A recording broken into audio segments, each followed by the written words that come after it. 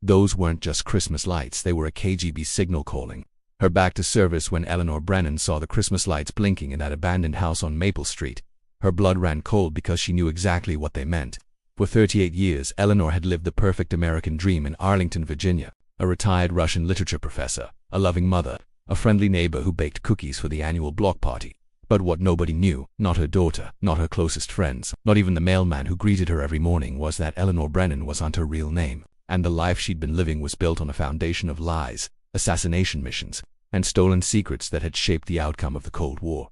Those Christmas lights weren't random. They were blinking in a pattern she dememorized 4 decades ago in a frozen KGB training facility outside Moscow. A message in Morse code that translated to 3 terrifying words. You are compromised. Someone from her past had found her, someone who knew the truth about the 15 years she spent as one of the Soviet Union's most lethal operatives on American soil. Someone who knew about the documents she'd photographed, the officials she'd blackmailed, the lives she'd taken in the name of Mother Russia. And now, decades after she thought she'd escaped that world forever, they were calling her back. But why now? Why, after all these years of silence? What could possibly be important enough to reactivate a ghost from the Cold War? The answers would lead Eleanor down a rabbit hole of conspiracy, betrayal, and shocking revelations that would threaten everything she'd built, and force her to become the person she'd spent nearly 4 decades trying to forget.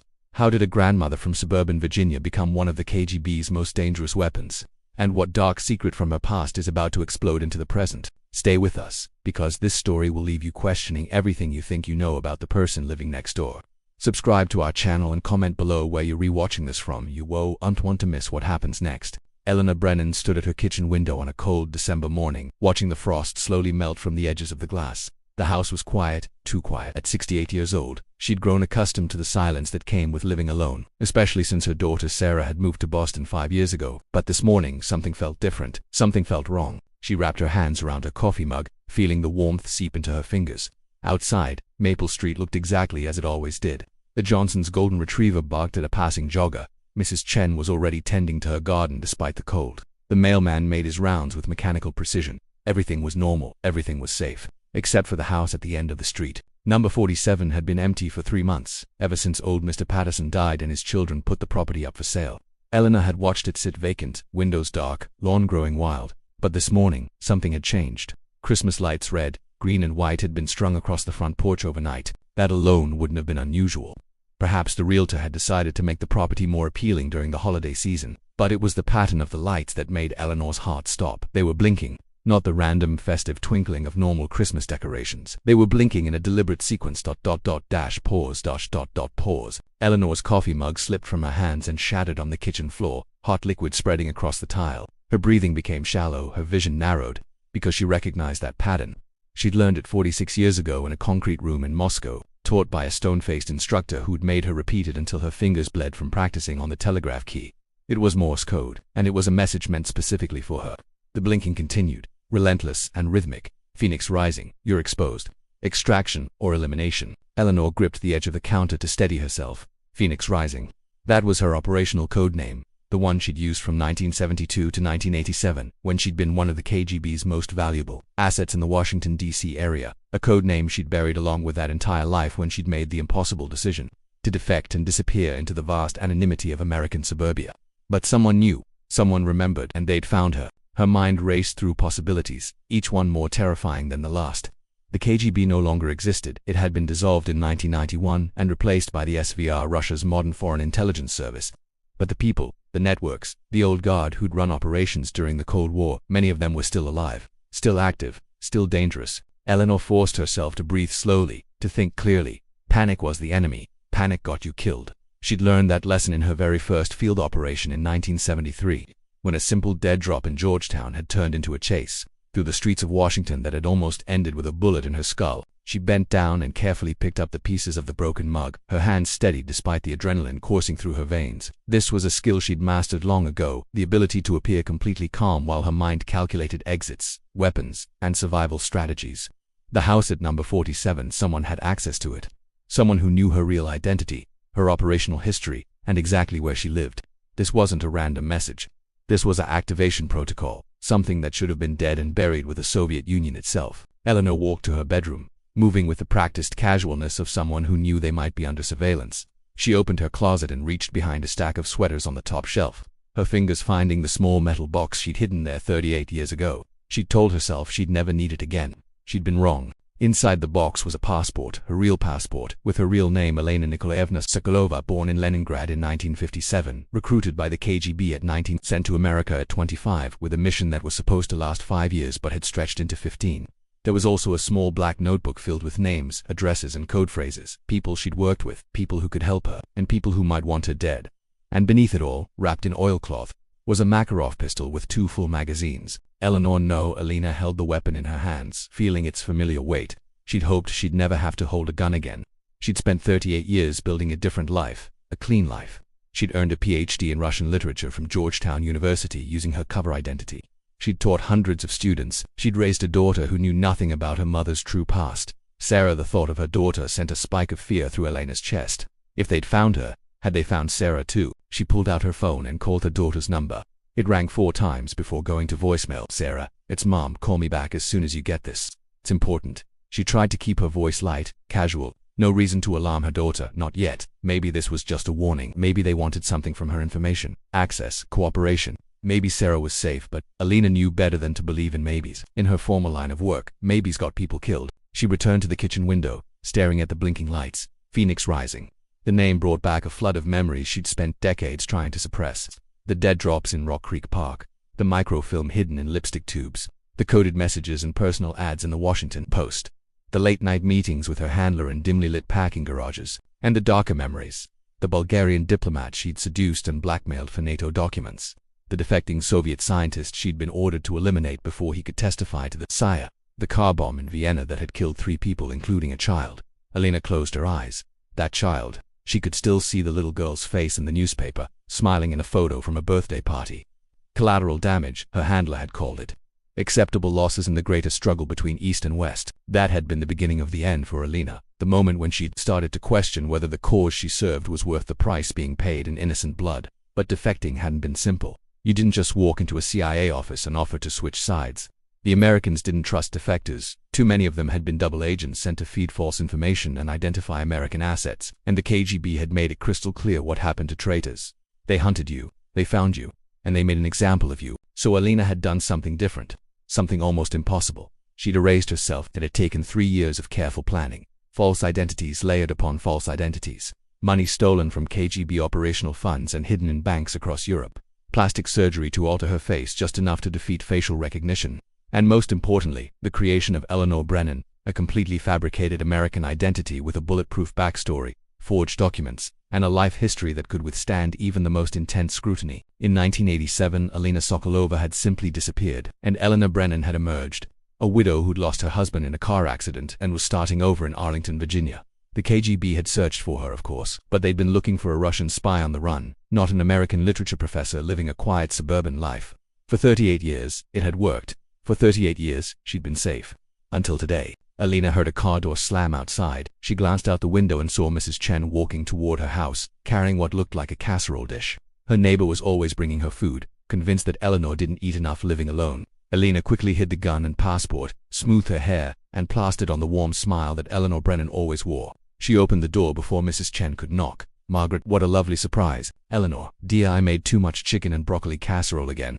James says I always cook for an army even though it's just the 2 of us now. Would you like some? That's so thoughtful of you. Please, come in." As Mrs. Chen stepped into the kitchen, Elena maintained her performance flawlessly. They chatted about the weather, about Mrs. Chen's son who was visiting for Christmas, about the book club meeting next week. All the while, Elena's mind was calculating threats, planning contingencies, and preparing for what might come next. This was who she was now.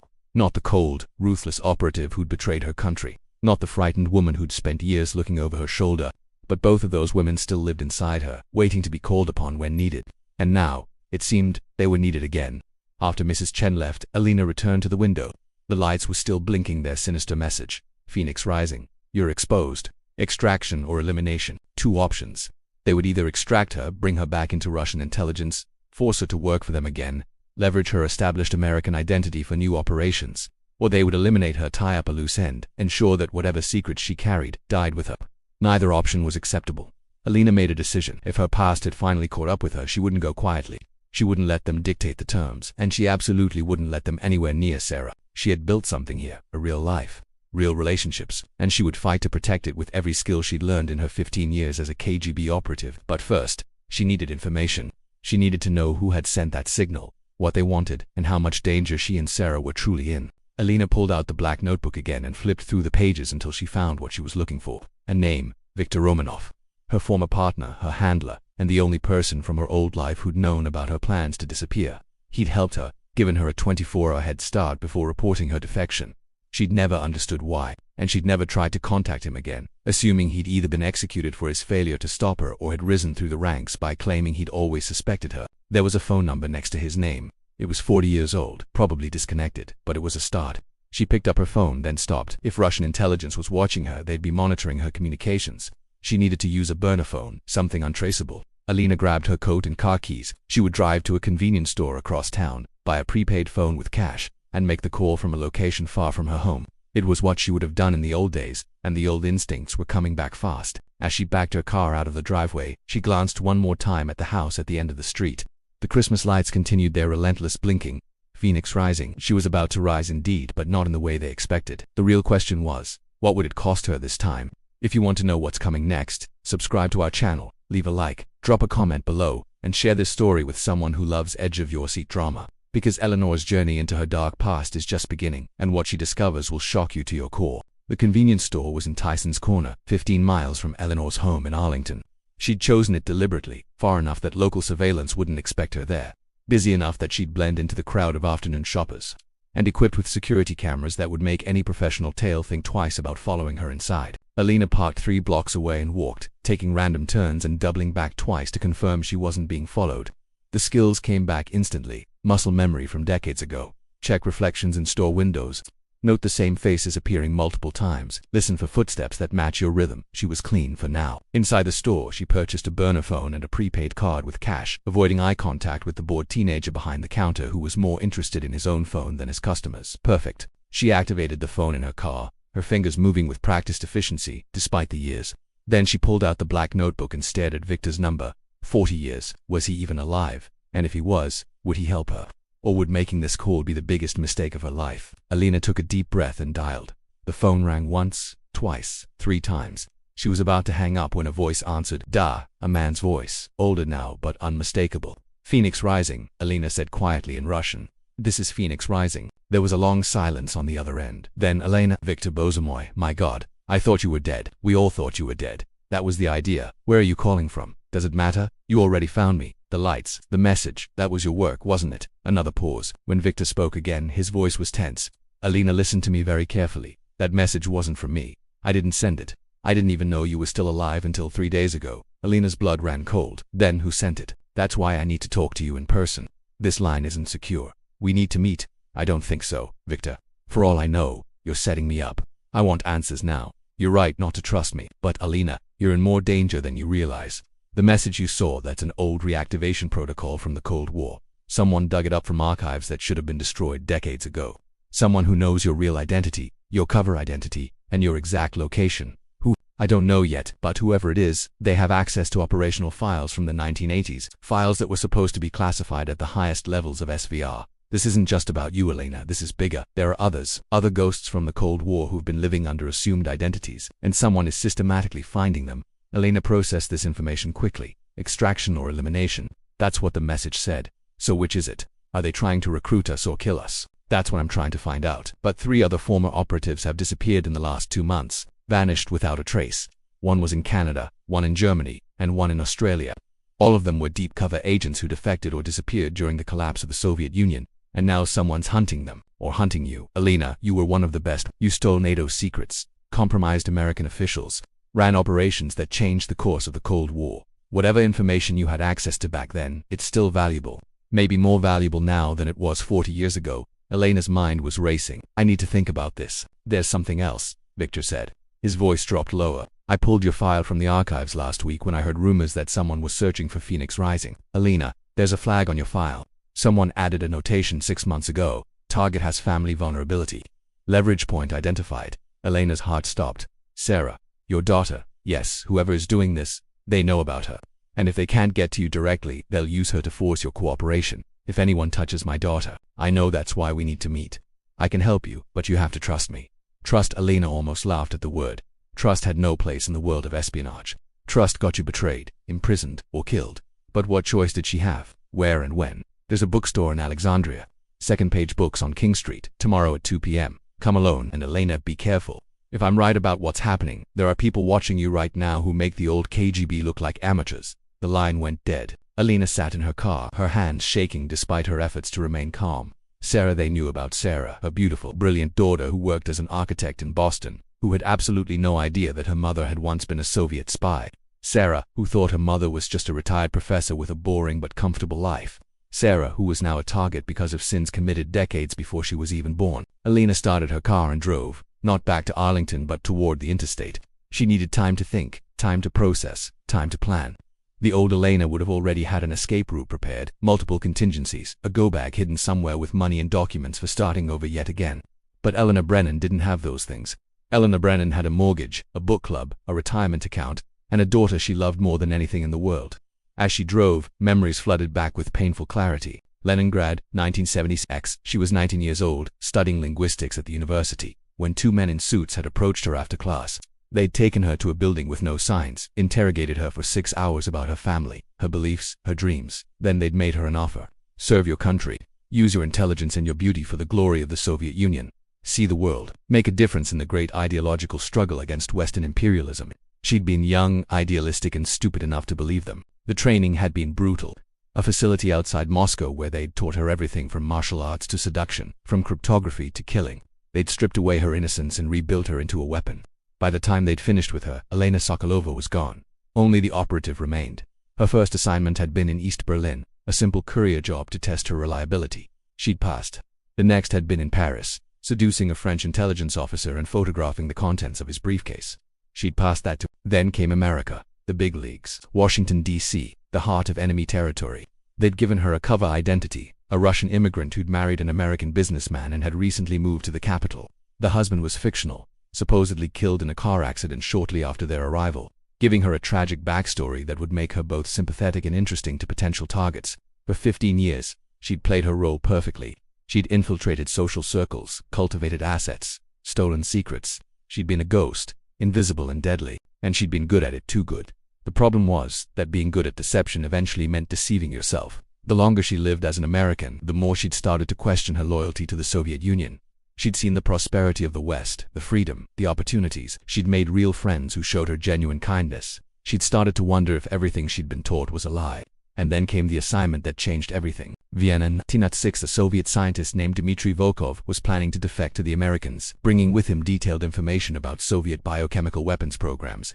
Elena's orders were clear. Eliminate the target before he could make contact with the CIA. She'd tracked Volkov to a cafe in the city center. He was there with his family, his wife, and their 7-year-old daughter. They were celebrating the girl's birthday, eating cake and laughing, completely unaware of the danger. Elena had planted the bomb under Volkov's car in the parking garage, set for 30 minutes. Plenty of time for her to be miles away when it detonated, but when she returned to her hotel and watched the news, she learned that Volkov had let his daughter take her new birthday present to the car to show her mother. The child had been standing right next to the vehicle when the bomb exploded. Elena had killed a 7-year-old girl for the glory of the Soviet Union. That night, she'd locked herself in her hotel bathroom and vomited until there was nothing left. Then she'd looked at herself in the mirror and realized she didn't recognize the woman staring back. That was when she'd decided to defect. Not to the Americans, they would have wanted her to spy for them instead, just switching masters. She'd decided to disappear entirely, to become someone new, someone who didn't have blood on her hands. It had taken a year to set up, stealing money from KGB operational funds, creating a false identity with forged documents, even undergoing plastic surgery to alter her appearance. Just enough that facial recognition would struggle to match her to old photographs. And through it all, Victor had been there. Her handler, her partner, the man who was supposed to report her the moment he suspected disloyalty. But he hadn't. He'd looked the other way when funds went missing. He'd failed to notice when she made suspicious inquiries about creating false documentation. He'd even arranged for her to have a 24-hour head start before he reported her disappearance. She'd never understood why, and she'd never dared to ask. Now, driving through the Virginia countryside, Elena wondered if she was about to find out. Her phone buzzed, not the burner, her regular phone. Sarah was calling back. Elena pulled over to the side of the road and answered. Sarah, honey. Hey, Mom. Sorry, I was in a meeting. What's up? You said it was important. Just hearing her daughter's voice made Elena's chest tighten. Sarah, her miracle. The daughter she'd had at 39 years old, after she'd already become Eleanor Brennan and thought she'd never have children. Sarah, who had her mother's intelligence and determination but none of her darkness. "I just wanted to hear your voice," Alina said, trying to keep her tone light, "and to ask if you're planning to come home for Christmas. Of course, I already got my tickets. I'll be there on the 23rd. Are you okay? You sound stressed." "I'm fine, just ... missing your mom." "Seriously, what's wrong?" Alina hesitated. How could she explain? How could she tell her daughter that danger was circling, that threats from a past Sarah didn't even know existed were closing in? "Sarah, I need you to promise me something." "Okay, this is officially weird. What's going on?" "Promise me that if anyone approaches you asking questions about me, anyone at all, you'll call me immediately. Don't answer their questions, don't engage with them, just call me." "Mom, you're scaring me. Is someone bothering you?" No, it's just, there's been some identity theft issues in the neighborhood. I'm being cautious, promise me, I promise. But if something's wrong, you need to tell me." "Everything's fine. I'll see you in 2 weeks. I love you." "Love you too, Mom." Alina ended the call and sat in her car, fighting back tears. She'd built Eleanor Brennan's life carefully, deliberately. She'd been a good mother. She'd attended every school play, every parent-teacher conference. She'd helped Sarah with homework, taught her to drive, held her when she cried over her first heartbreak. And she'd never, not once in 28 years, told her daughter the truth about who she really was. Maybe it was time to change that. Maybe, if they survived this, Sarah deserved to know. But first, Alina had to make sure they did survive. She pulled out the burner phone and made another call, this one to a number she'd memorized but never expected to use. The phone rang twice before a crisp female voice answered. "Federal Bureau of Investigation. I need to speak to someone in counterintelligence," Alina said. "My name is Elena Sokolova, and I have information about active Russian intelligence operations on American soil." There was a pause. Then, "Please hold." Alina waited, knowing that she'd just stepped over a line she could never uncross. For 38 years, she'd lived in the shadows, invisible to both Russian and American intelligence. Now she was about to emerge into the light. A different voice came on the line. Male, older, with the careful neutrality of a career intelligence officer. "This is Special Agent Robert Chen, Counterintelligence Division. Ms. Sokolova, you just used a name that's flagged in our database. Can you verify your identity?" "I was a KGB operative from 1972 to 1987. I worked under the code name Phoenix Rising. I ran operations in Washington, D.C., targeting NATO officials and American intelligence officers. I defected and disappeared in '87, and now someone has found me." "Where are you right now?" "Virginia, but I'm not telling you exactly where until I know I'm not walking into a trap, Miss Sokolova. If what you're saying is true, you need to come in immediately. We can offer you protection." "I don't need protection. I need information. Someone is hunting former KGB operatives who disappeared during the Cold War. They found me. They may have found others. And they have access to classified SVR files that should have been destroyed decades ago." "How do you know this?" "Because I received a reactivation signal this morning. Someone strung Christmas lights on an abandoned house on my street, blinking in Morse code. Phoenix Rising, you're exposed. Extraction or elimination." She could hear typing on the other end of the line. "Ms. Sokolova, I'm going to give you an address. I need you to come to this location within the next 3 hours. We'll debrief you and we'll figure out what's happening. I have conditions. You're not really in a position to negotiate. I am if you want my cooperation instead of watching me disappear again. My daughter knows nothing about my past. I want her protected. Full surveillance, security detail if necessary. She lives in Boston. Her name is Sarah Brennan. More typing, we can do that. What else? I have a meeting tomorrow at 2 p.m. I need to keep it. The man I'm meeting might have information about who's behind this." "Absolutely not. You are not conducting your own investigation. You come in, you tell us everything you know, and we handle it. Then you'll never find out who's activating old Soviet protocols and why. These people know how intelligence agencies work. They know how to stay hidden. But I know how they think. I was one of them." There was a long silence. Finally, Agent Chen spoke. "Come to the address I'm about to give you. We'll discuss your meeting. But Ms. Sokolova, Alina, understand that you are not in control here. You've been living under a false identity for nearly 4 decades. You committed crimes on American soil during your time as a Soviet operative. The only reason you're not under arrest right now is because your information might be valuable. I understand. Do you recall from where I'm sitting, you're a ghost who should have stayed dead, and the only thing keeping you alive is your usefulness." The words stung, but Alina knew they were true. She wasn't Eleanor Brennan, respectable retired professor. She was Elena Sokolova, former KGB operative, murderer, spy, and she would have to answer for that.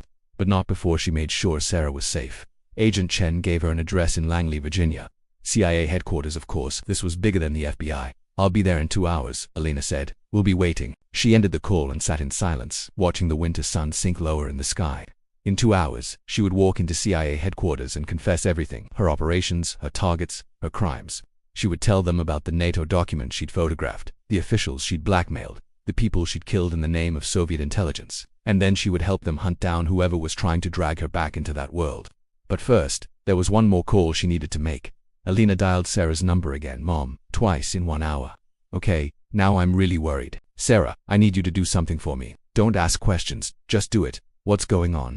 I need you to pack a bag and go stay with Jessica for a few days. Jessica was Sarah's best friend from college, now living in Portland, Maine. Mom, what the hell is happening? Please, Sarah, just trust me. Pack a bag, drive to Portland and stay with Jessica until I tell you it's safe to come home. Safe, Mom. You're terrifying me. Are you in danger? Alina closed her eyes. Yes, but I'm handling it. The best way you can help me is to be somewhere safe where I don't have to worry about you. Should I call the police? No. No police. Just do what I'm asking, please, baby, for me. Sarah was crying now. Mom, double quotes, I love you, Sarah, more than anything in this world. And I will explain everything soon, I promise. But right now I need you to trust me and get somewhere safe, okay? Okay, I'll go to Jessica's, but Mom, you have to tell me what's going on. I will soon. Now go. Pack and leave within the hour. Alina ended the call before Sarah could ask more questions. Then she sat in her car, watching the sun disappear below the horizon, and allowed herself one moment of pure fear. She'd escaped once, reinvented herself, built a life from nothing. Could she do it again? And if she did, what would it cost her this time? The Christmas lights were still blinking when she drove past her house on the way to Langley, Phoenix Rising. You're exposed. Let them come, Alina thought. Let them try. Because this time she wasn't running. This time she was fighting back. What do you think about Eleanor's decision to contact the CIA? Drop a comment below with your thoughts. This story is about to take a turn you won't see coming, and trust me, the secrets buried in Elena's past are darker than anyone imagines.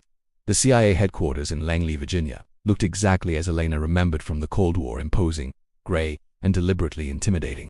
She'd driven past this building hundreds of times during her years as a Soviet operative, always wondering what secrets lay behind those walls. Now she was about to find out from the inside. She parked in the visitor lot and walked to the main entrance, her heart pounding but her face carefully neutral. The first rule of survival in intelligence work: never let them see your fear. Special Agent Robert Chen met her in the lobby. He was in his 50s, Chinese-American with sharp eyes that missed nothing.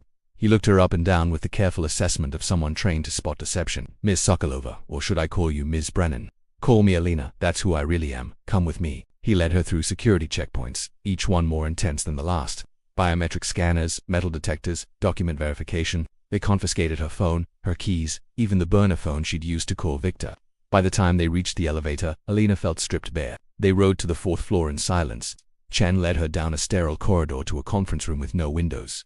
Inside, 3 people were waiting. A woman in her 40s, blonde, severe expression. I'm Deputy Director Jennifer Morrison, Counterintelligence. A man in his 60s, gray-haired, wearing a suit that cost more than Elena's car. Director Thomas Archer, Operations, and sitting in the corner, arms crossed, watching her with unmistakable recognition, a man she'd last seen in 1984, during a covert operation in Berlin. Hello, Elena, he said quietly. Her blood ran cold. Marcus Devereaux, CIA field officer. The man she'd been assigned to seduce, manipulate, and extract information from 31 years ago. The man who'd fallen in love with her, who'd told her secrets he should have taken to his grave. The man whose career she'd nearly destroyed when she'd disappeared and he'd been accused of being a double agent. Small world, Marcus said, his voice carrying years of barely contained anger. Director Archer gestured to a chair. Sit down, Ms. Sokolova, we have a lot to discuss. Elena sat, keeping her spine straight, her hands folded calmly on the table. Show no weakness. Let's start with the basics, Morrison said, opening a thick file. Elena Nikolaevna Sokolova, born Leningrad 1957, recruited by the KGB at age 19, trained at the Red Banner Institute, deployed to Washington, D.C. in 1972 under the cover identity of a Russian immigrant, ran operations targeting American and NATO officials for 15 years, disappeared in 1987, presumed dead or returned to Soviet Union.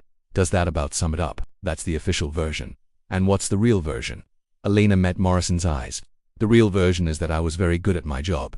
Too good. And eventually I realized that I was working for the wrong side.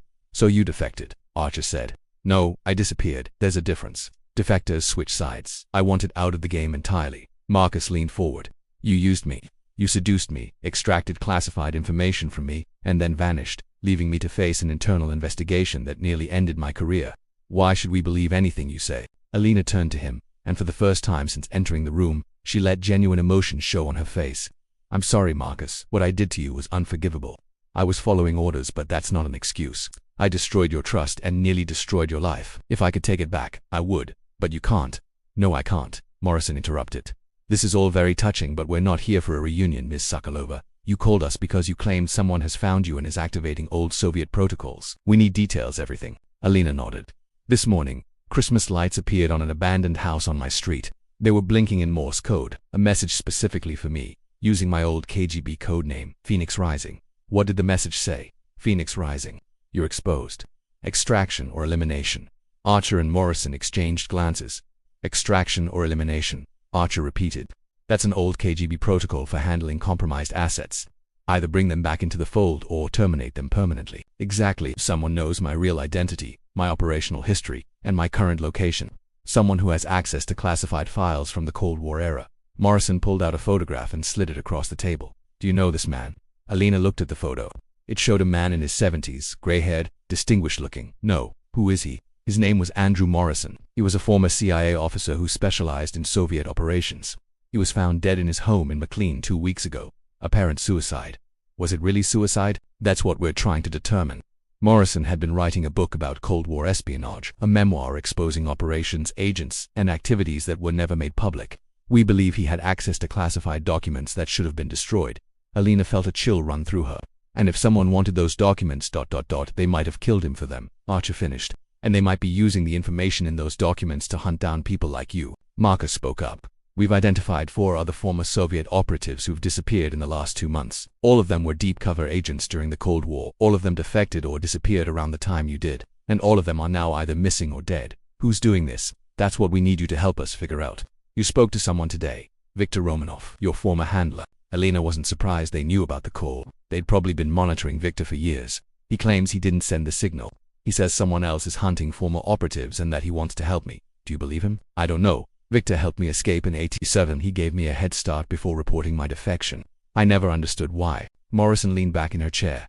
We have a theory. Viktor Romanov has been on our watch list for 20 years. He's currently a senior official in the SVR, Russia's Foreign Intelligence Service, but we believe he's been running his own operation on the side. An operation to locate and reactivate former Soviet agents who disappeared during the Cold War. Why? What would he gain? Leverage, blackmail, access to American networks. Think about it. Alina, you've been living as Eleanor Brennan for 38 years. You have friends, connections, a life here. If someone threatened to expose you, to destroy everything you've built, what would you do to protect it? Alina felt sick. You think Viktor wants to blackmail me into spying for Russia again? It's possible, or he might want something else entirely.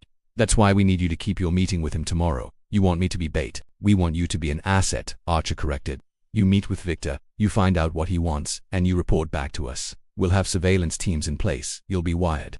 And if anything goes wrong, we'll extract you immediately. Alina shook her head. It's too dangerous. If Viktor suspects I'm working with you, he'll disappear, and we'll never find out who's really behind this, which is why you need to be convincing. You're a trained operative, Alina. This is what you do, what I did 40 years ago. I'm not that person anymore. Marcus laughed bitterly. Really? Because from where I'm sitting, you're exactly that person. You lied to me for 2 years, Alina. You made me believe you loved me. You made me compromise national security. And you did it all without a shred of remorse. So don't sit here and pretend you're some reformed grandmother who just wants to live in peace. The words hit harder than Alina expected because he was right. She had done all those things. And worse. You're right, she said quietly. I am that person, or I was, but I've spent 38 years trying to be someone better, trying to build something real. And my daughter knows nothing about any of this. She thinks her mother is a boring retired professor. If you expose me, you destroy her life too. Your daughter is already involved, Morrison said. There was a notation on your file in the SVR archives. Target has family vulnerability. Leverage point identified. They know about Sarah Alina, and if they can't get to you, they'll use her. Alina stood up, her chair scraping loudly against the floor. Then we end this now. We find whoever is behind this operation and we shut them down before they can hurt my daughter. Sit down, Ms. Sakalova, Archer ordered. No, you want my cooperation. Fine, I'll meet with Viktor. I'll find out what he knows. But in exchange, you put Sarah under protective surveillance. 24/7, and if anything happens to her, anything our deal is off. You're not in a position to make demands. Actually, I am, because I know how these operations work better than any of you. I spent 15 years running them. I know how Russian intelligence thinks, how they recruit, how they blackmail. You need me, and I need you to protect my daughter. Morrison and Archer exchanged looks. Finally, Morrison nodded. We'll assign a protective detail to your daughter. But Alina, understand this. If you betray us, if you help Viktor or whoever's behind this, we will prosecute you to the fullest extent of the law. Espionage, treason, conspiracy. You'll spend the rest of your life in prison. I understand. Do you? Because right now we're the only thing standing between you and a life sentence. Don't forget that. Alina sat back down, her hands trembling slightly despite her efforts to remain calm. What do I need to do? Marcus pulled out a small electronic device. You'll wear this tomorrow. It's a listening device, practically undetectable. It'll transmit everything Victor says directly to our surveillance team. You'll also have a panic button disguised as a button on your coat. If you feel threatened, press it, and we'll move in immediately. Victor will sweep for devices. This one is virtually undetectable. Trust me. Trust that word again. What do I say to him? Let him talk, Morrison said. Find out what he wants, what he knows about the other missing operatives, and who's behind the reactivation protocol. But don't commit to anything. Tell him you need time to think. And if he threatens me, then you activate the panic button, and we extract you. Alina nodded slowly. Okay, I'll do it. Archer stood. Agent Chen will take you through the operational details and get you set up with the surveillance equipment. The meeting is tomorrow at 2 p.m. at Second Page Books in Alexandria. We'll have teams positioned inside and outside. You'll be covered. Thank you. As the others filed out, Marcus lingered behind. He waited until they were alone, then spoke quietly. I loved you, back then. I really loved you. Elena met his eyes. I know. Did you ever feel anything for me? Or was it all an act? She wanted to lie. It would be easier. But after everything, he deserved the truth. I did feel something. Not love. I don't think I was capable of that back then. But affection. Respect. You were a good man, Marcus. You deserved better than what I gave you. That's not really an answer. It's the only answer I have. Marcus shook his head. I hope this works, Elena. I really do. Not for you. I'm still angry enough to want to see you in prison. But for your daughter. She doesn't deserve to pay for your sins. He left, and Elena was alone in the conference room. She thought about Sarah, probably on her way to Portland right now, confused and frightened but trusting her mother enough to do as she was asked. Sarah, who thought her biggest problems were difficult clients in Boston traffic. Sarah, who had no idea that her mother had once killed people for a living. Elena put her head in her hands. She'd thought she could escape her past. She'd thought she could build a new life and leave Elena Sokolova buried in the ruins of the Cold War. But the past never stayed buried. It always found you eventually, and now it was here, demanding payment for decades-old debts. She just hoped the price wouldn't be her daughter's life. Agent Chen returned with the surveillance equipment and spent the next 2 hours briefing her on the operation. By the time she left CIA headquarters, it was nearly midnight. She drove home through empty streets, her mind racing with possibilities and fears. The Christmas lights were still blinking when she turned onto Maple Street. Phoenix rising. Tomorrow she would face Victor. Tomorrow she would step back into the world she'd left behind. Tomorrow she would be Elena Sokolova again. And God help them all. Thank you for staying with this story so far. The journey has been intense and it's about to get even more explosive. Tomorrow's meeting will reveal secrets that will change everything. Elena thought she knew about her past and threatened her future in ways she never imagined. The best is yet to come, so keep watching. Second Page Books was exactly the kind of place where spies would meet. Crowded enough to provide cover, quiet enough to have conversations, and filled with enough exits that a quick escape was always possible. Elena had chosen worse locations in her operational days. She arrived 15 minutes early, as planned. The CIA surveillance team was already in position. She'd spotted at least 3 of them. A young woman browsing the romance section. A college-age man reading in the cafe area. An older gentleman examining biographies near the front door. All of them carefully not looking at her. Elena wore the listening device hidden in the collar of her coat, and the panic button was disguised as a decorative button near her left shoulder. She'd tested both devices that morning with Agent Chen. They worked perfectly. Now all she had to do was wait for Victor. She browsed the history section, picking up books at random but not really seeing them. Her mind was elsewhere, calculating risks, planning contingencies. 40 years might have passed, but the training never really left you. At exactly 2 p.m., a voice spoke behind her. You always did like history books. Elena turned slowly. Viktor Romanov stood 3 feet away, looking nothing like the fierce KGB officer she'd known in the 1980s. He was 70 now, gray-haired and slightly stooped, wearing an expensive wool coat and carrying an umbrella. He looked like someone's grandfather, not a senior SVR official. But his eyes were the same. Sharp, calculating, missing nothing. Victor, Elena, or should I call you Elena? Elena is fine, we're past pretending. He smiled sadly. Are we? I've spent 40 years pretending to believe you were dead. You've spent 40 years pretending to be someone else. I think pretending is what we do best. She noticed he spoke in English, not Russian. Smart, less likely to draw attention. Thank you for coming, she said. Thank you for trusting me enough to be here. Shall we take a walk? I find bookstores make me claustrophobic. Elena hesitated. Leaving the bookstore meant leaving the controlled environment where the CIA had surveillance set up, but refusing would make Victor suspicious. All right, there's a park nearby. Founders Park. It's quiet this time of year. They've left the bookstore together, walking side by side like old friends. Elena could feel the surveillance team scrambling to follow. The listening device would still work outdoors, but visual surveillance would be harder. The park was only 2 blocks away, overlooking the Potomac River. The winter wind was bitter, keeping most people indoors. They found a bench facing the water and sat. You look well, Victor said. Retirement agrees with you. I'm not retired. I'm just living a different life. Is there a difference? Alina pulled her coat tighter against the cold. You said I was in danger. You said someone is hunting former operatives. I need to know who and why. Victor was quiet for a long moment, staring out at the gray water. When he spoke, his voice was heavy with something Alina couldn't quite identify. Regret, guilt. Do you remember Operation Meridian? The name sent ice through Elena's veins. Yes. Tell me what you remember.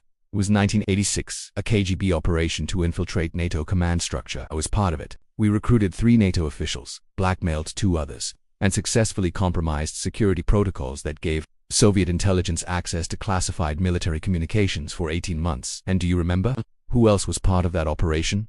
Alina thought back. There were 7 operatives: myself, you, Dmitry Kuznetsov, Irina Volkova, 2 others whose names I've forgotten, and ...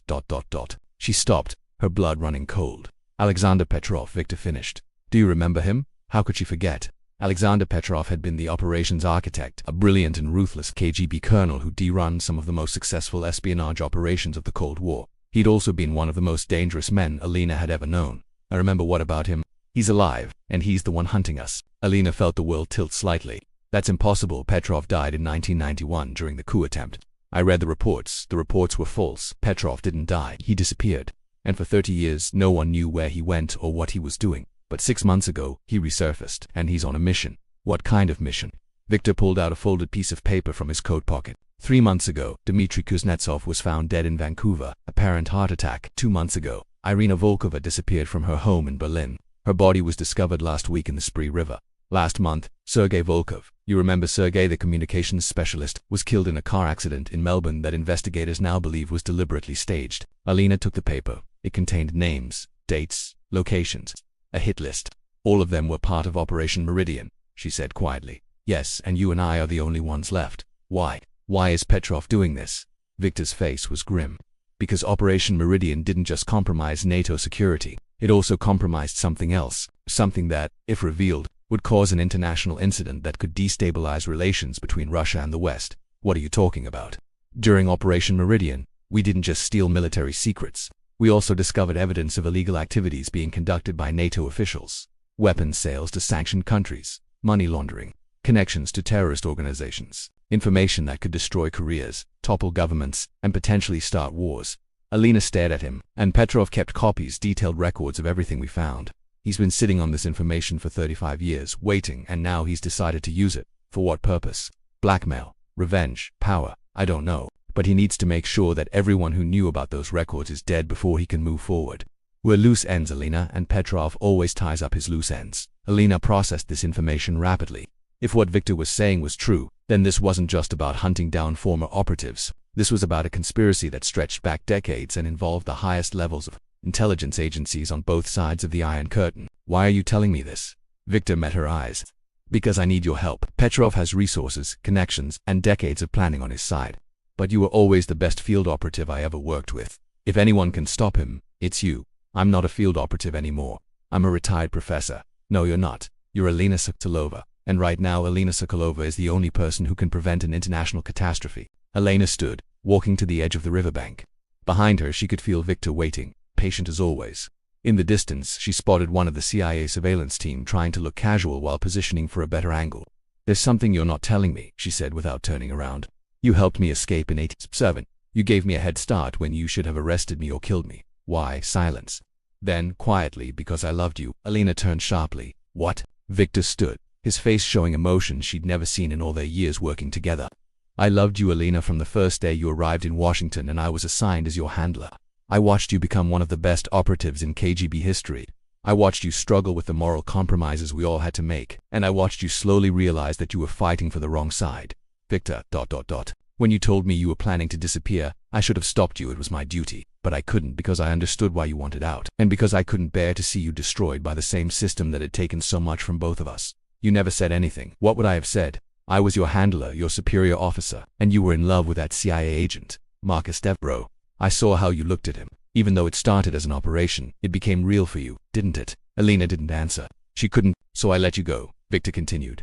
I gave you your head start, and I spent the next 40 years hoping you'd found the peace you were looking for, and now you need me to risk Everything I have built. I need you to help me stop a man who will kill both of us and potentially start a war if we don't act. Yes, Elena pulled out her phone. I need to make a call to your CIA handlers. They're listening to this conversation right now, aren't they? That device in your collar. It's obvious if you know what to look for. Elena froze. You knew? Of course I knew. You think I'd meet with you without taking precautions? I swept you for devices when we were sitting on the bench, but I let it stay because I want them to hear this. I want them to understand what we're facing. He raised his voice slightly, speaking to the hidden microphone. Are you listening? CIA, I'm Viktor Romanov, SVR senior officer, and I'm offering you a deal. Help us stop Alexander Petrov, and I'll give you every piece of intelligence I have on current Russian operations in the United States. Refuse, and Petrov will release documents that will make WikiLeaks look like a high school newspaper. You have 24 hours to decide. Elena stared at him. You're insane. They'll arrest you. They'll try, but they won't succeed. I've been doing this longer than most of them have been alive. He turned back to her, his expression softening. Elena, I'm sorry. I'm sorry for bringing this to your door. I'm sorry for putting your daughter at risk, but I have no choice. Petrov has already killed 3 people. We're next, and after us, he'll move on to bigger targets. People in power who can't be allowed to die mysteriously. What do you want from me? I have a location, a place where I believe Petrov is operating from, but I can't go alone. He'll be expecting that. I need backup. I need someone I can trust. You can't trust me. I'm working with the CIA now. Are you, or are they using you just like the KGB used you? At least I'm being honest about what I want. Elena's mind raced. Every instinct screamed at her to walk away, to let the professionals handle this, to go back to being Elena Brennan and forget any of this ever happened. But she knew better. If Petrov was really hunting former Operation Meridian members, then she was already a target. And if Viktor was telling the truth about the documents, then this was bigger than her desire for a quiet life. Her phone buzzed. A text from Agent Chen. Do not agree to anything. Extraction team ready. Elena looked at Viktor, this man who'd been part of her life for so many years, who'd apparently loved her in silence, who was now asking her to risk everything one more time. Where is he? Viktor pulled out another piece of paper. An address in rural Maryland tomorrow night.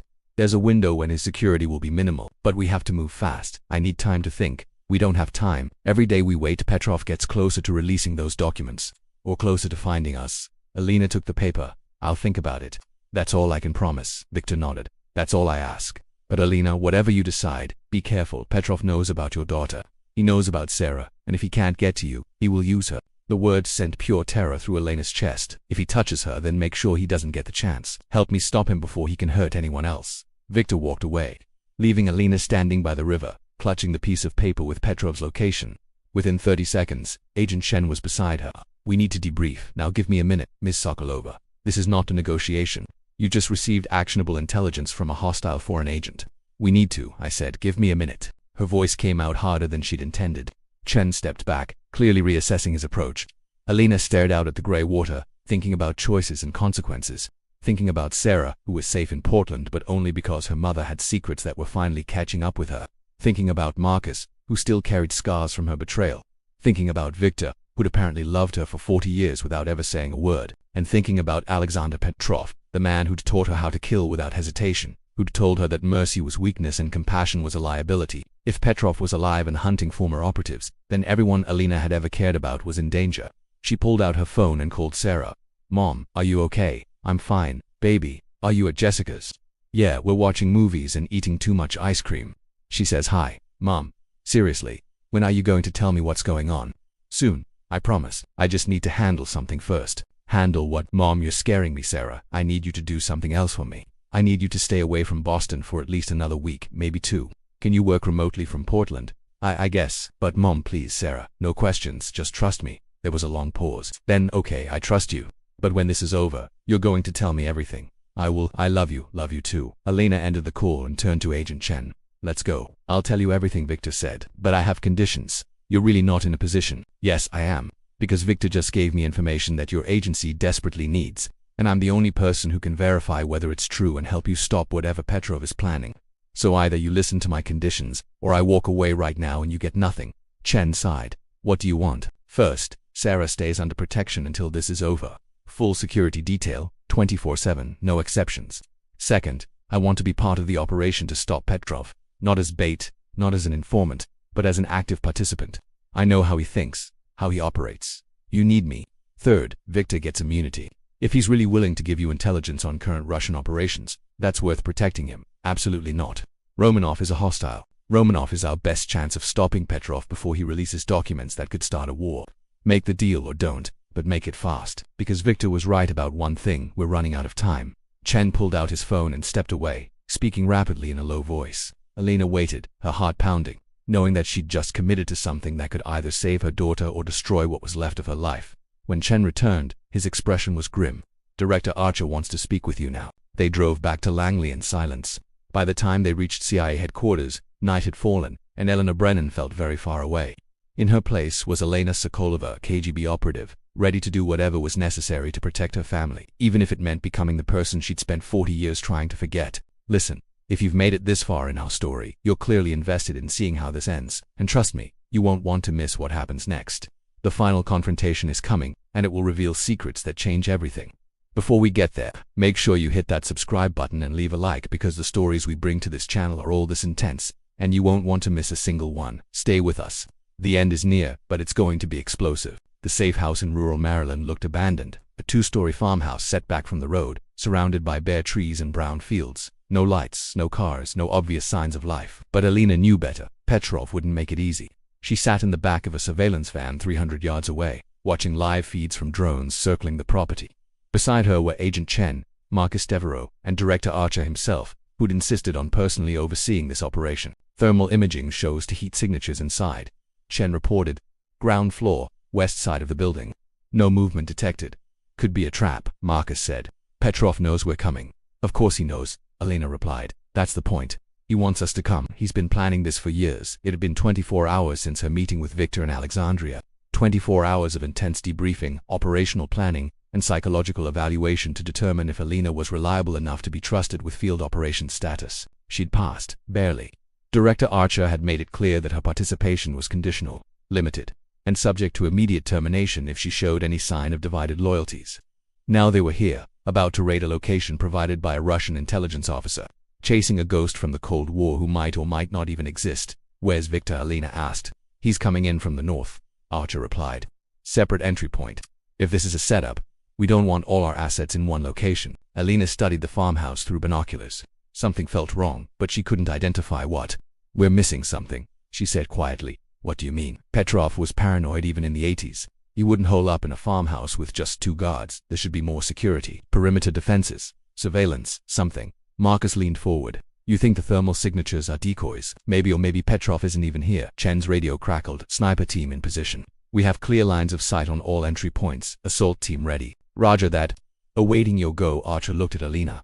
You said you know how he thinks. What would you do if you were Petrov? Alina closed her eyes, thinking back to 1986, to Operation Meridian, to the way Petrov had conducted operations. He'd always been 3 steps ahead, always had contingencies for his contingencies. He'd make us commit, she said slowly.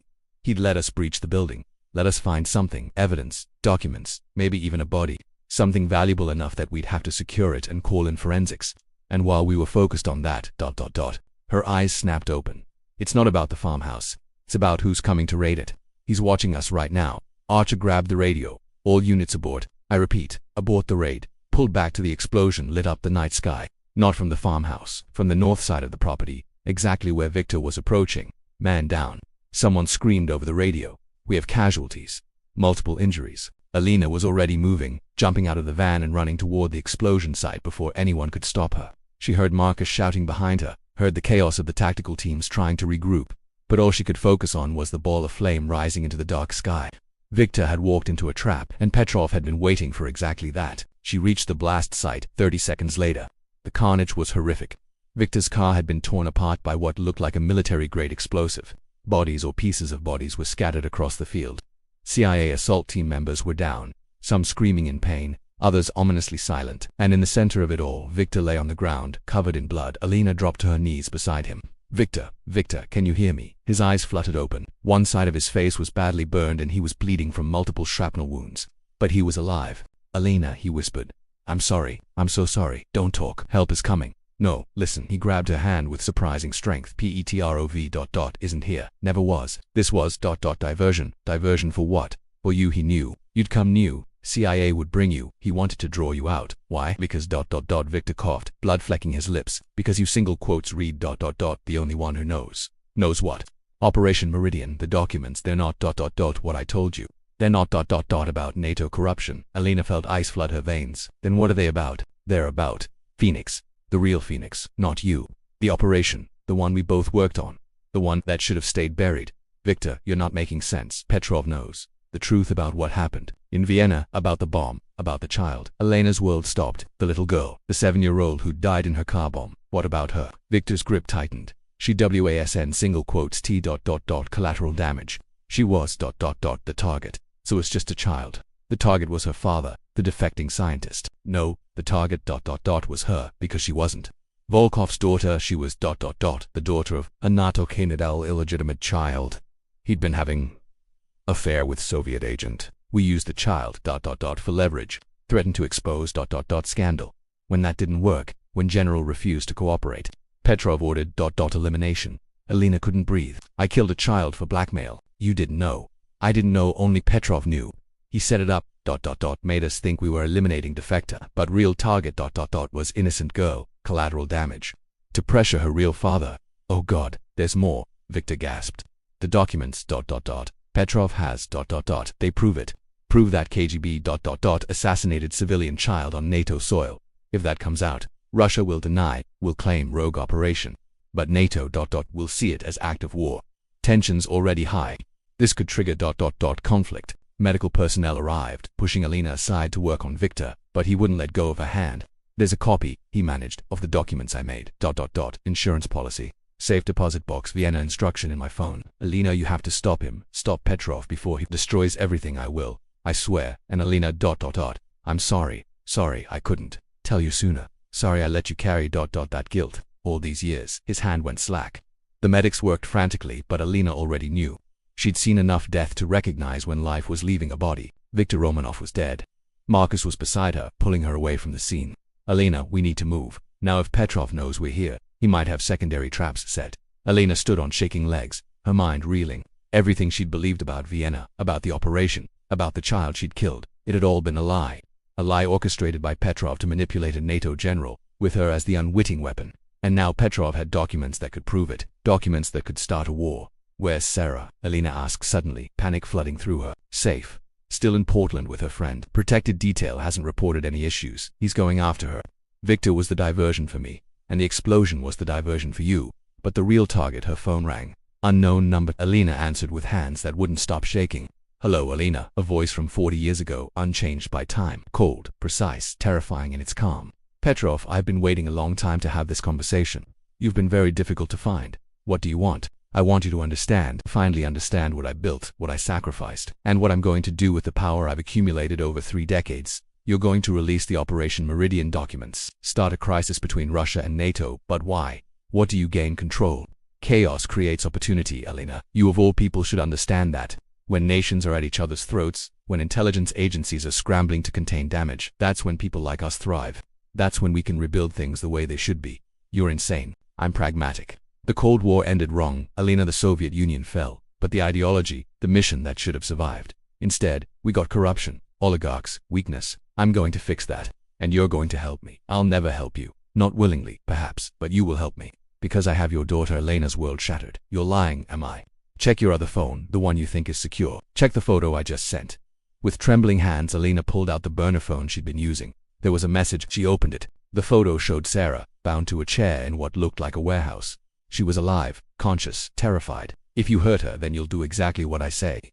Because Alina, I remember what you're capable of when properly motivated. In Vienna, you killed that child without hesitation because you thought it was necessary. Imagine what you'll do to save your own child. I'll kill you. I swear to God, Petrov, I'll kill you. Perhaps, but first you'll deliver something to me. Victor's phone. He had access to accounts, information, protocols that I need. He's dead now. My explosive saw to that, but his phone is encrypted with biometric locks I can't break.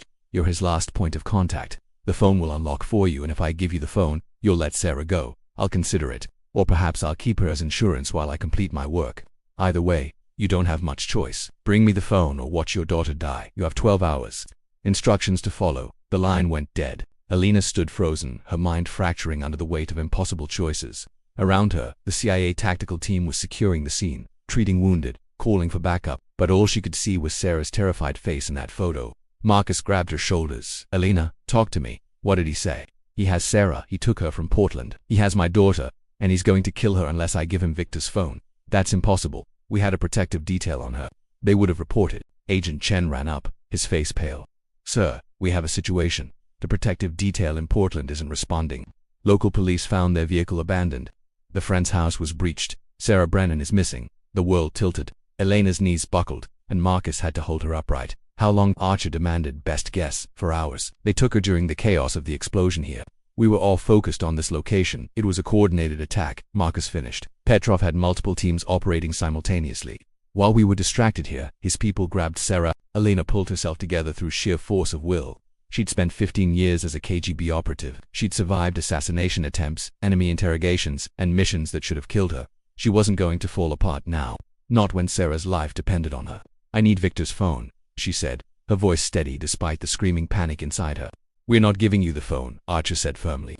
"We'll negotiate with Petrov, work a hostage exchange. There's no time for that. He gave me 12 hours. And he won't negotiate. I know him. If I don't show up with that phone, he'll kill Sarah just to prove he can. We can't let you hand over intelligence material to a hostile." "I don't give a damn about your intelligence material." Elena's voice cracked. "That's my daughter, my child, and I will do whatever it takes to save her, including betraying every one of you." Silence fell over the group. Finally, Marcus spoke quietly. "She's right. Petrov won't negotiate. He's already killed 3 former operatives and just destroyed a CIA tactical team. He's committed. The only way to get Sarah back is to give him what he wants, and then what?" Archer demanded. "He gets the intelligence, releases the documents, potentially starts an international incident, and we just hope he keeps his word about releasing the hostage." "No," Elena said. "Then I kill him." She met Archer's eyes, and he saw something there that made him take a step back. This wasn't Eleanor Brennan, retired professor. This was Elena Sokolova, trained assassin, mother willing to do absolutely anything to save her child.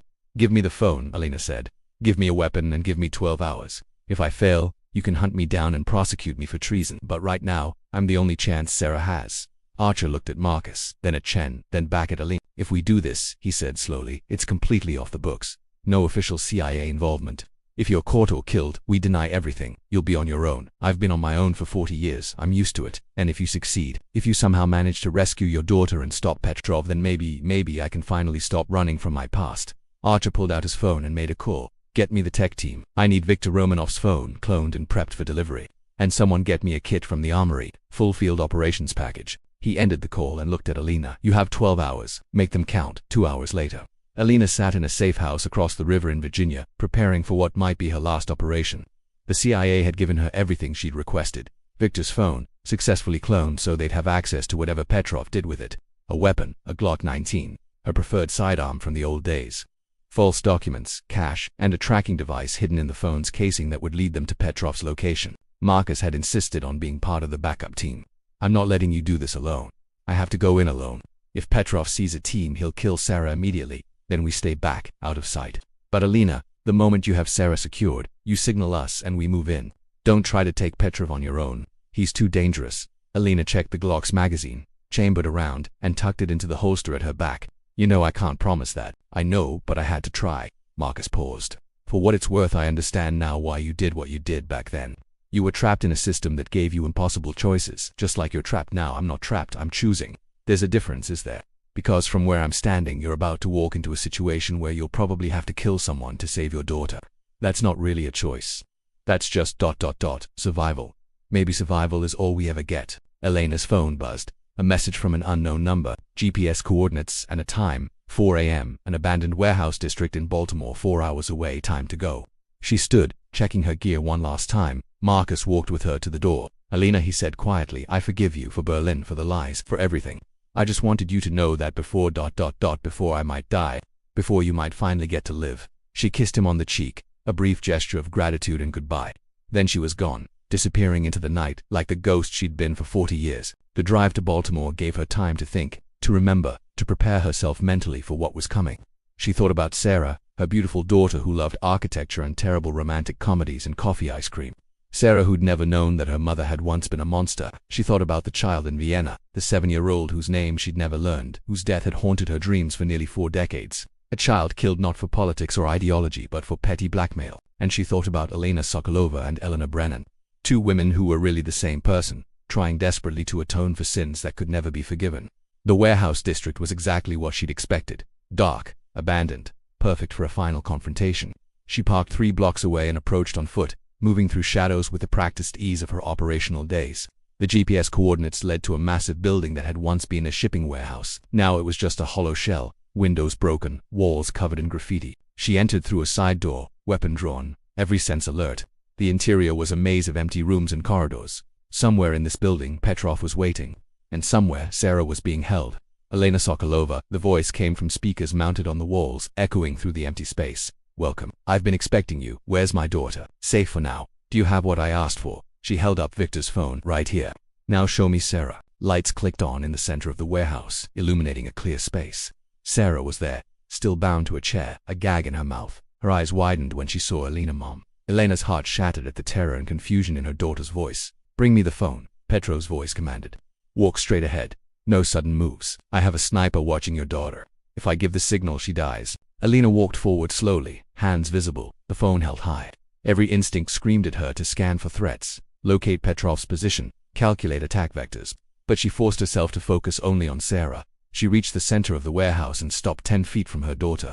The phone, Petrov said. Place it on the ground and step back. Elena did as instructed. Then she looked up, searching for Petrov in the shadows. He emerged from a side corridor, older now but unmistakable. 75 years old, gray-haired, moving with the careful precision of someone who'd spent a lifetime in the intelligence game. Phoenix Rising, he said, a smile on his face. You were always my best student. I was your weapon. There's a difference, is there? You did what needed to be done. You never hesitated, never questioned, until Vienna. That's when you started to crack. You lied to me. You told me we were eliminating a defecting scientist. You made me kill a child to blackmail her father, and it worked. General Mitchell provided us with NATO deployment schedules for 6 months after his daughter's death. Information that saved countless Soviet lives. One child for hundreds of soldiers. That's what we call a strategic victory. That's what I call murder. Petrov picked up the phone and examined it. Victor should have told you the truth years ago, but he was weak. He let emotions cloud his judgment, just like you did. Victor is dead because of you. Victor is dead because he chose the wrong side. Just as you did, but Elena, it's not too late. You could still be useful to me. You've spent 40 years embedded in American society. You have contacts, connections, legitimacy. Work with me. Help me rebuild what should never have fallen, and I'll let your daughter live. Elena looked at Sarah, saw the tears streaming down her face, saw the terror and confusion and betrayal. Sarah, Elena said softly, I'm so sorry. I'm sorry for everything, but I need you to know something. Everything I've done, every lie I've told, every choice I've made, it was all to protect you, to give you a better life than I had. Mom, what's he talking about? Who are you? I'm your mother. That's the only truth that matters, and I love you more than anything in this world. Elena turned back to Petrov. You want the truth? Fine, here's the truth. I was Elena Sokolova, KGB operative. I stole secrets, blackmailed officials, and killed people in the name of Soviet intelligence. I was very good at it. And then I realized that I was working for monsters who would murder children to achieve political goals. So I ran, I disappeared, and I spent 38 years trying to be someone better. She took a step toward Petrov, but you know what I learned. You can't escape your past. It always finds you, always demands payment. So here I am, ready to pay. You think you can kill me? Petrov laughed. You're 68 years old, Elena. I have snipers, security teams, escape routes. You have a single pistol and desperation. Desperation is all I need. Everything happened in 3 seconds. Elena drew her weapon. Petrov signaled his sniper. The shot came from somewhere in the rafters, aimed at Sarah, but Elena had been counting on that. She'd spent the entire conversation calculating angles, distances, probabilities. The moment she saw Petrov's hand move, she was already moving to. She threw herself between the bullet and her daughter, firing at the same time. Her shot caught Petrov in the shoulder, spinning him around. The sniper's shot hit her in the side, white-hot pain exploding through her ribs. She hit the ground hard but kept firing. 2 more shots at Petrov, both connecting. He went down, blood spreading across the concrete floor. Elena Marcus's voice, along with the sound of tactical teams breaching the warehouse. The CIA backup had been closer than she'd let on, waiting for her signal. Elena crawled to Sarah, using the last of her strength to cut through the ropes binding her daughter. It's okay, baby. It's okay, you're safe now, Mom. You're bleeding. Oh God, there's so much blood, Sarah. Listen to me. Elena's vision was starting to blur, shock setting in. I need you to know something. Everything I just said about being a spy, about the KGB, it's true. But my love for you, every moment we've spent together, every memory that was real, that was the truest thing I've ever done. Don't talk like that. Help is coming. You're going to be okay. Medics were flooding into the warehouse. Marcus was barking orders, directing teams to secure Petrov and search for additional threats. The sniper in the rafters had been neutralized. Elena looked up at her daughter's face, memorizing every detail. I'm so proud of you, Sarah. So proud of the woman you've become. Promise me you won't let this destroy you. Promise me you'll live a good life. I promise. But Mom, you have to promise me something too. You have to promise you'll fight. That you won't give up. Elena smiled even though the pain was overwhelming. I promise. Then everything went dark. She woke 3 days later in a hospital room. The first thing she saw was Sarah, asleep in a chair beside her bed, still dressed in the same clothes from the warehouse. "Sarah," Elena whispered. Her daughter's eyes snapped open. "Mom. Oh, thank God. Let me get the nurse. Wait. Just ... Wait. We need to talk." Sarah sat back down, her hand finding Elena's. "The CIA told me everything about your past. About Operation Meridian. About all of it. I'm so sorry. You deserved better than a mother with so many secrets. You deserved better than a life that forced you to keep them." Sarah's eyes were red from crying, but her voice was steady. "I won't pretend this isn't hard. I won't pretend I'm not angry and confused and hurt. But Mom, you saved my life. You took a bullet for me. And you've spent my entire life being the best mother you could be, despite everything you were carrying. I killed people, Sarah, including a child. That's not something you can just forgive. I'm not forgiving it. But I'm also not going to judge you for choices you made in a world I can't even imagine. You spent 40 years trying to atone. You built a good life. You raised me to be a good person. That has to count for something." Elena squeezed her daughter's hand. "What happens now? Now you recover, and then we figure out how to move forward. Together the CIA made a deal. You gave them Petrov's network, his documents, everything in exchange. They're granting you immunity. You'll have to debrief, testify to some things, but you won't face charges, and Petrov in custody, facing multiple charges including espionage, murder and conspiracy. He'll spend the rest of his life in prison." Elena closed her eyes, feeling something she hadn't felt in 40 years. "Peace, there's something else," Sarah said. "Agent Devereaux visited yesterday. He left you a message. He said to tell you that sometimes the only way to escape your past is to face it head-on, and that he's glad you finally got to do that." Elena smiled. Marcus, after all these years, still trying to take care of her in his way. "Sarah, I know this changes everything between us. It changes some things, but not the important things. You're still my mom, I'm still your daughter, and we're going to get through this." They sat in silence for a while, hands clasped, both understanding that healing would take time but that they would face it together. 6 months later, Elena sat in the backyard of a house in Arlington, watching Sarah help her plant a new garden. The Christmas lights had long since been removed from the house at the end of the street. Spring had come, bringing with it new growth and new possibilities. She'd completed her debriefing with the CIA. She'd testified in closed sessions about Cold War operations and helped identify remaining networks from that era. And she'd finally, truly, left Elena Sokolova behind. She was Eleanor Brennan now. Not a cover identity. Not a lie, but a woman who'd earned her second chance through sacrifice and truth. Marcus visited sometimes. They'd never be together, too much history, too much pain. But they'd found a friendship built on mutual respect and shared understanding of the costs of the intelligence world. And Sarah ... Sarah had chosen to stay close. She had taken a job in Washington, moving into an apartment just 10 minutes away. Their relationship was still healing, still complicated, but it was real, and that was more than Elena had ever dared hope for. "Mom," Sarah called from the garden. "I think these roses are going to look beautiful." Elena smiled. "They will. Give them time to grow." "Time," Sarah repeated. "I guess that's all any of us really need. That and maybe some forgiveness. We're working on it." As the sun set over Arlington, Elena thought about choices and consequences. About the woman she'd been and the woman she'd become. She thought about Victor, who'd loved her in silence. About Marcus, who'd forgiven her. About Sarah, who'd chosen to understand rather than condemn. And she thought about the future, which for the first time in 40 years, felt like something she could actually look forward to rather than something to fear. Phoenix Rising. The code name had promised rebirth, transformation, rising from the ashes of the old to become something new. It had taken nearly 4 decades. But finally, impossibly, Elena Sokolova had risen, not as a spy, not as an operative, but as a mother, a friend, a woman who'd paid her debts and earned her peace. And that, she thought, was the only ending that mattered. What a journey this has been. From the blinking Christmas lights that shattered 40 years of carefully constructed peace, through the revelations of a past built on lies and blood, to a final confrontation that tested everything Eleanor or Elena had become. This story reminds us that our past never truly leaves us. It shapes us, haunts us, and sometimes comes calling when we least expect it. But it also shows us that redemption is possible, that love can survive the darkest secrets, and that the courage to face our demons can lead to a freedom we never thought possible. What did you think of Eleanor's journey? Did she earn her second chance? Do you believe true redemption is possible for someone with her past? Drop your thoughts in the comments below and tell us your name and where you're watching from. We love hearing from our viewers around the world. If this story moved you, make sure you're subscribed to our channel. Hit that notification bell so you never miss another incredible story. And right now, check out the next video on your screen. Trust us, you won't want to miss it. Thank you for spending this time with us. Thank you for following Eleanor's incredible journey from Soviet spy to suburban mother to something in between. These are the stories that make us human, complicated, flawed, but always capable of change. Until next time, stay curious, stay compassionate, and remember, everyone has a story. You just have to be willing to listen.